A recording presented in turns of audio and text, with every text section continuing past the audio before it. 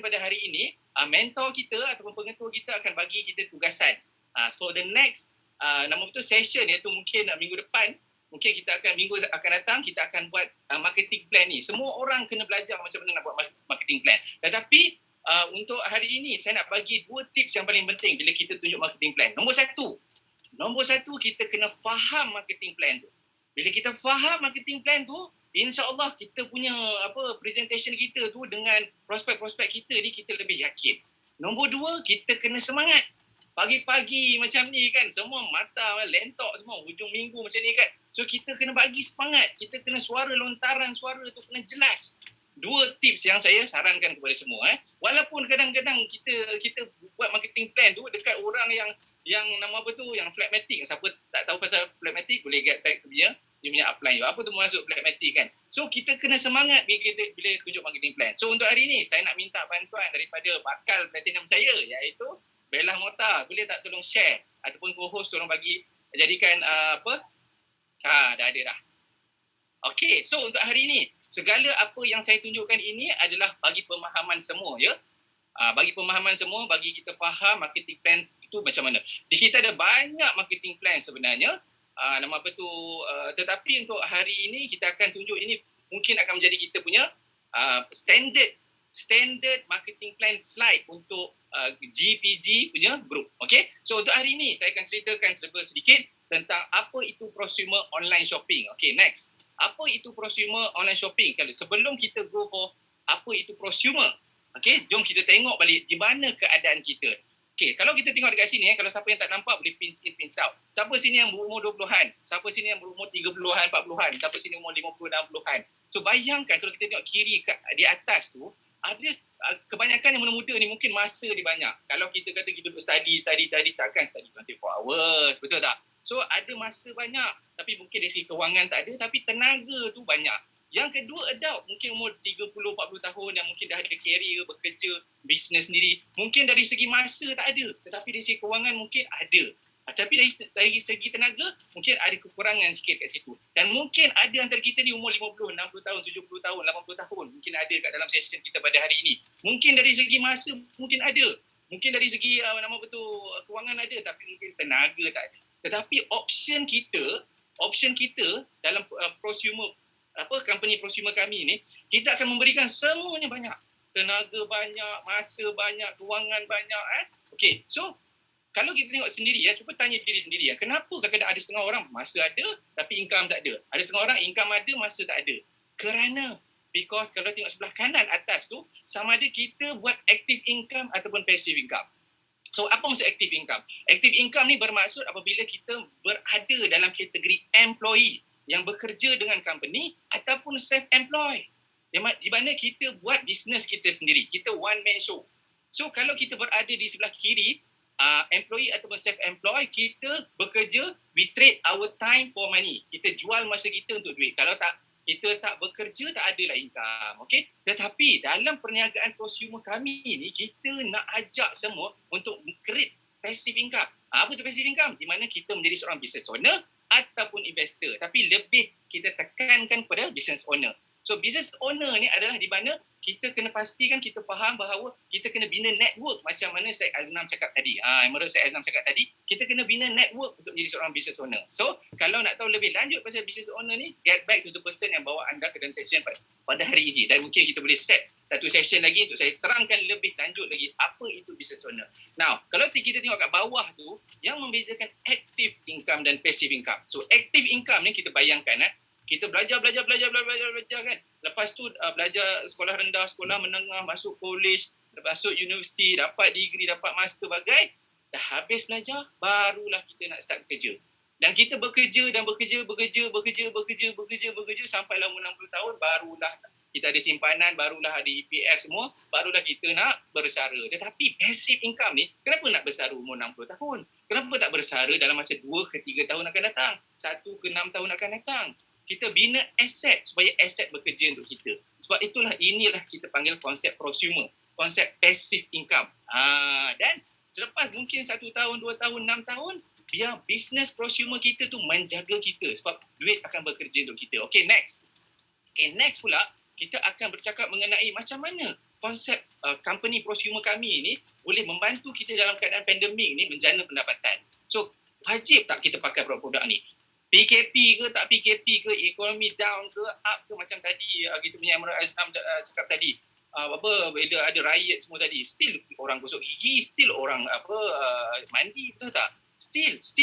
So di mana ini antara produk-produk 450 produk yang kita ada dalam perniagaan prosumer kami ni. Kita banyak sangat. Kita ada health department, kita ada beauty department, kita ada personal care department, kita ada home care department, terlalu banyak. So siapakah company prosumer kami ni? Okay, next.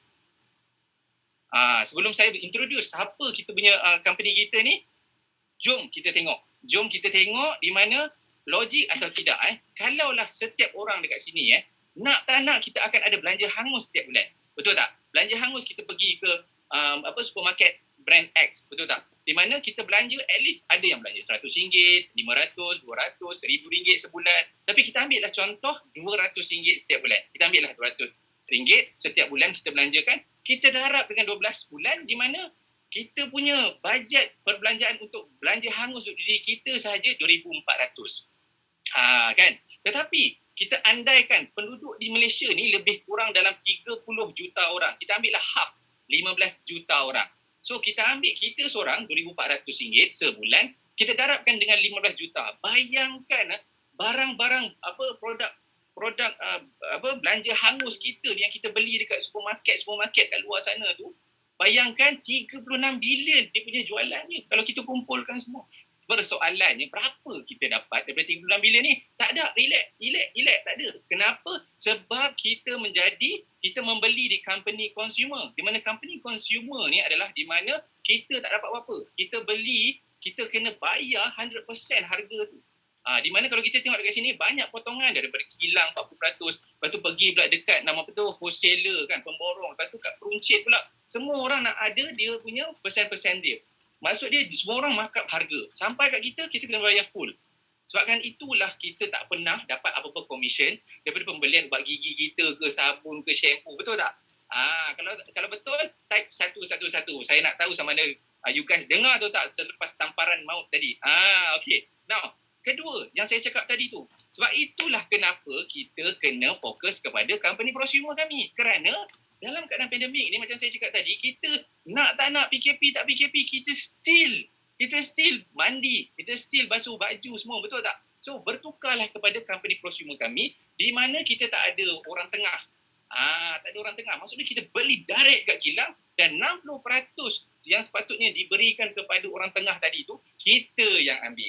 Nak go detail, get back to the person yang bawa anda ke dalam session pada hari ini. Okay, next. So, siapakah company kami? Belum keluar lagi. Okay, now apa perbezaan consumer dan prosumer?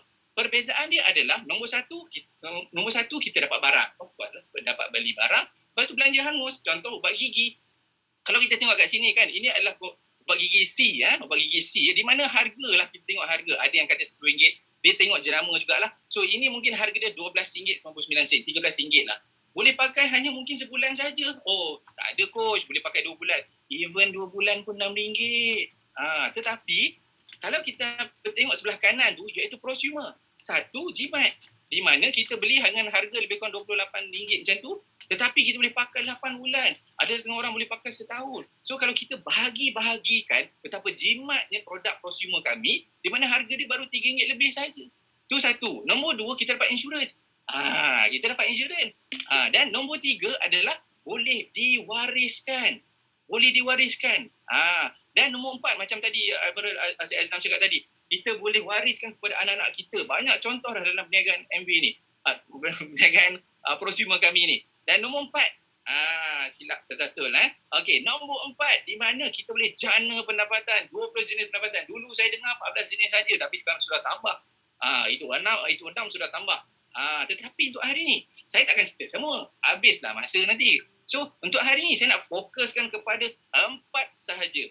Iaitu kita boleh menjana pendapatan harian, bulanan, tahunan dan pencen. Okey, siapa yang nak tahu? Siapa nak tahu? Type 3. Seronok pula. Type 3 supaya saya tahu anda sedar dan anda tidak tidur di situ ya. Okay, now next one. Siapakah company prosumer kami? Jeng. Next.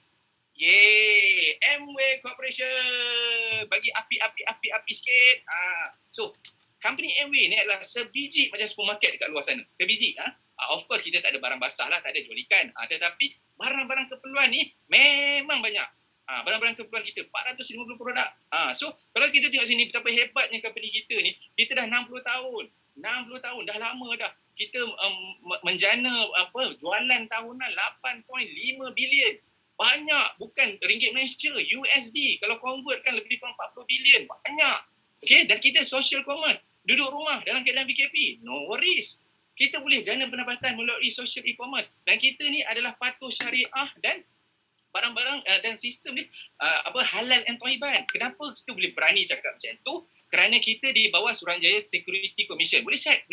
Dan bayangkan siapa sini ada nama betul invest ataupun simpanan dekat tabung haji, dekat KWSP kan, Amanah Raya Bayangkan setiap tahun jika anda mendapat dividen daripada tabung haji KWSP ni semua, bayangkan sedikit portion tu datang daripada MB. Kenapa? Sebab tabung haji KWSP ni semua telah investkan duit kita ni dekat MB. Nampak tak kat situ betapa besarnya MB? Okay, next. So sekarang ni kalau kita tengok sini, macam mana kita nak jana pendapatan harian? Nombor satu adalah apabila kita guna barang. Guna barang. Sign up saja tak guna. Sign up RM60, tak guna barang, tak guna. Tak ada function. So, kita guna barang dulu. Gunalah ubat gigi, sabun, semualah yang kita ada dalam business MV kita ni. Lepas tu kita kongsilah. Jangan pakai seorang-seorang. Kan? Kenapa kita pergi kedai makan, kan? Terhege-hege, jangan makan lagi bang. Tangkap gambar dulu. Lepas tu post. Hashtag kedai mak semah. Nak juga hashtag. Tapi kenapa produk kita tak nak buat macam tu? Kita buat. Di mana kita guna produk kita dan kita kongsi. Kongsi dekat WhatsApp status, broadcast, social media, semualah. Yang mana media platform yang kita ada ni. Faham ke faham?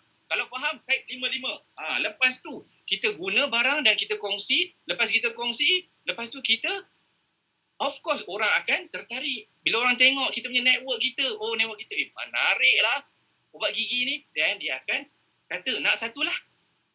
So kerja kita promote, kongsi. So kalau kita tengok kat sini cuba kita pinch in, pinch out sebelah kanan ni. Now retail profit, kita retail bonus kita boleh dapat yang retail yang sedikit ataupun sederhana ataupun banyak. Terpulang kepada anda. Anda boleh pilih apa-apa produk MB kita ni, dan anda boleh buat retail untuk bonus harian kita boleh buat. Contoh, kita jual ubat gigi je.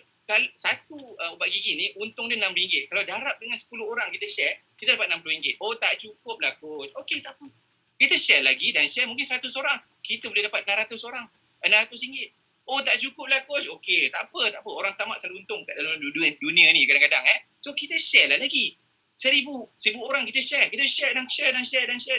Mungkin kita boleh dapat 6K kat situ. Tapi mungkin ada antara kita cakap, banyaklah Majid nak share dengan orang ni, ramai lah. Okey, go for income yang kedua, income harian yang kedua. Iaitu untung yang kedua dia RM37. Kalau kita darab dengan 10 orang, 100 orang, nampak tak? Kita boleh dapat 370. Kita boleh dapat 3,700. Kita boleh dapat 37K. Siapa nak 37K dekat sini, angkat tangan? Angkat tangan pula. Type satu-satu. Type satu-satu. Apa nak 37K? Hanya dengan menjual double X sahaja. Coach, tak cukup lah 37K. Okey, tak apa. Kita jual pula produk-produk yang mana dia punya untung runcit lagi banyak. Salah satu produk kita ada Atmosphere Sky. Di mana satu Atmosphere Sky tu, kita boleh untung RM1,290. Kalau kita jual 10, dah 12K. Tak cukup coach, tak cukup. Okey, tak apa. Kita jual lah kat 100 orang. 129K. Tak cukup. Kita jual kat 1,000 orang. 1 juta. Siapa nak 1 juta? Type 222. 1 juta. 1 juta Atmosphere Sky. Nampak tak kat situ? Siapa cakap MB tak boleh buat duit harian? Boleh jual. Saya pernah dengar nama apa tu ada testimoni salah seorang leader kita ni jual dekat international school 50 unit e-spring, tak silap saya. Bayangkanlah. Maksud dia is possible. Okay, next. Now, selepas retail bonus, iaitu bonus harian, kita ada bonus bulanan. Contoh bonus bulanan kita ni paling simple, mungkin ada antara kita cakap saya ni tak pandai lah nak menjual. It's okay. What you need to do is guna dan kongsi. Okay. Bila kita guna, contoh kita belanjakan RM200, kita kongsikan dekat kawan-kawan kita. Ali, Abu, Ahmad, Ahmed, Asad, tak tahulah apalah nama-nama yang lain, 10 kawan kita, 9 kawan kita. Kita cakap, nak tak jimat? Nak tak pakai ubat gigi boleh pakai 8 bulan. Dan mereka akan cakap, nak. Dia orang pun belanja juga RM200. Bayangkan kalau kita share dekat kawan-kawan kita, kongsikan dekat kawan-kawan kita bersamaan dengan nama 10 orang, kita boleh dapat jana RM200. Bayangkan. Oh, tak cukup. Nak jadikan cerita daripada 10 kawan kita tu. Okay, next. Daripada 10 kawan kita tu, mungkin ada 3 cakap, coach, saya rasa saya naklah buat macam coach, buat jana pendapatan juga. Dan mereka pun buat juga. So bayangkan ahli Ahmad Abu dekat situ, bayangkan diorang buat, diorang capai 18% ke 15% ke 12% ke, kita boleh jana pendapatan 4 ke 6K. Nampak tak? Okay, next. Tetapi selain daripada tu, bila kita membantu orang lain mencapai 4 ke 6K, 4 ke 6K setiap bulan, kita akan create leadership bonus pula. Ni bonus yang ketiga. So bonus yang ketiga ni di mana kita membantu Ali untuk capai 4 ke 6K. Dan kita membantu Ahmad mencapai 4 6K. Tetapi Abu, kita tak dapat bantu dia capai 4 ke 6K. Abu mungkin capai hanya 15% saja, 12 to 15% saja. So kita ada 2 grup yang kita bantu 4 ke 6K, di mana kita boleh dapat passive income, pension bersamaan 6%, iaitu 3K. So maksudnya kalau dua-dua Ali dan Ahmad ni capai 4 ke 6K setiap bulan, anda dapat 6K. Tapi bisnes MV ni sangat adil, di mana nak jadikan cerita, Ali ni dia bantu 3 grup, 21%, 4K. Di mana Ali akan capai 9K. Tetapi nak jadikan cerita, Ahmad pula buat lagi, dia agresif. Dia bantu 6 tim untuk capai 4 ke 6K, 21% tadi. Ahmad boleh dapat 18K. So siapa yang income lebih banyak? Income yang lebih banyak adalah pada orang yang lebih berusaha, lebih agresif. Nampak tak? It's very fair business. Okay, next. So saya akan end up dengan last, kita punya bonus kita, last, iaitu warisan. Di mana warisan ni, di mana kalau kita tengok dekat sini, why not kita buat kerja sekali, tetapi sampai bila-bila kita boleh dapat. Contoh yang terbaik, kita ambillah William Colgate. Mati tahun 1857. Beliau mati 1857. Tetapi sampai sekarang ni, Colgate masih wujud lagi. So siapa yang mengkayakan anak cucu cicit William Colgate ni? Kita lah.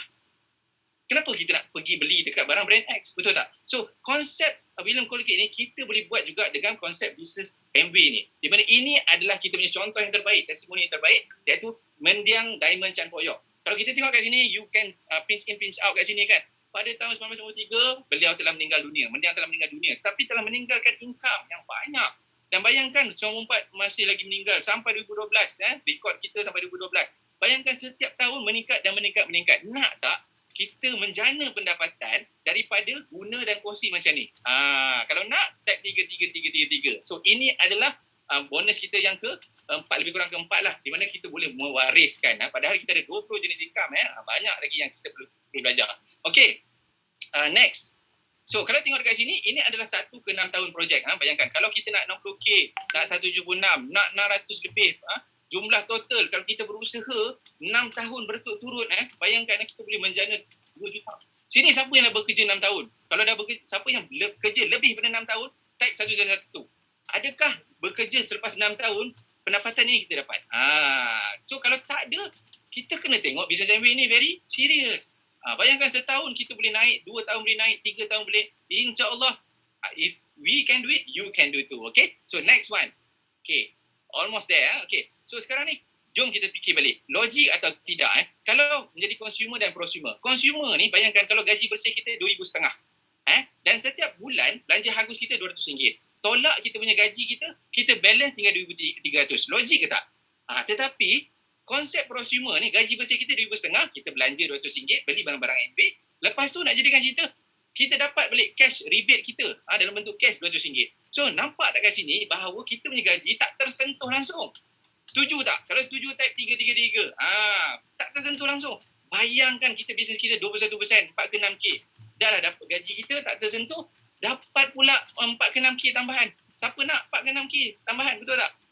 Okay, next. So, logik atau tidak untuk menjadi prosumer. Okay, so what I need to do next? What you need to do next? Kena faham, dalam perniagaan MBA ni kita ada 4 pillars of partnership. First, company mana yang akan beri kita kewangan, kewangan iaitu MW Corporation sebagai company kita. Kedua, of course untuk belajar pasal MW ni kita kena ada modul dan sistem. Sebab tu kita ada GPG, sebab tu kita ada buat kelas GPG GSS macam ni. Dan of course untuk kita belajar pasal modul dan sistem ni kita perlu ada guru, kita perlu ada mentor, kita perlu ada teams. Sebagai contoh untuk macam hari ni kita the whole team walaupun kita sideline tapi kita membantu satu sama lain. Okay? Dan you make a decision sama ada you nak follow kita punya sistem, you nak follow tak team kita, you nak follow tak guru kita. Okay. Now the next one, selepas ini what you need to do is very simple. You daftar diri, patah balik, kita daftar, okay, RM60 sahaja dan kita guna barang. Jangan daftar tak guna barang. Lepas tu kita kongsi lah, start kongsi. Dah guna barang, kongsi dan dapatkan info dengan datang ke dalam session-session yang seterusnya. Okay, and of course you kena rujuk mentor selepas ini. Okay, next. The next one, apa pilihan kita? Okay, macam saya cakap tadi, ada setengah orang ada duit banyak, masa tak ada. Ada setengah orang masa banyak, duit tak ada. Ada setengah orang duit tak ada, masa pun tak ada. So apa pilihan kita? So cuba kita muhasabah diri. Siapa sini, adakah kita masih mengharapkan mak ayah lagi? Pasangan kita, rezeki kewangan masih mengharap lagi ke? Nombor dua, adakah kita sibuk sangatlah luangkan masa dekat office ataupun bisnes kita? Ataupun kita banyak spend masa dengan keluarga. Nombor tiga, adakah simpanan kita mencukupi di hari itu? Cukup atau tidak? Ataupun kita masih struggle? Nombor empat, adakah anda memerlukan kebebasan masa dan kewangan untuk diri anda sendiri? Dan nombor lima, adakah anda banyak memberi atau menerima? Jika anda banyak menerima, fikir-fikirkanlah tentang prosumer company MW kita supaya kita dapat memberi lebih. Okay? So saya rasa itu saja dari saya. Pilihan di tangan anda. Adakah anda nak menjadi seorang prosumer ataupun consumer. So with that, thank you so much for listening dan hopefully you get back to the person yang bawa anda ke dalam session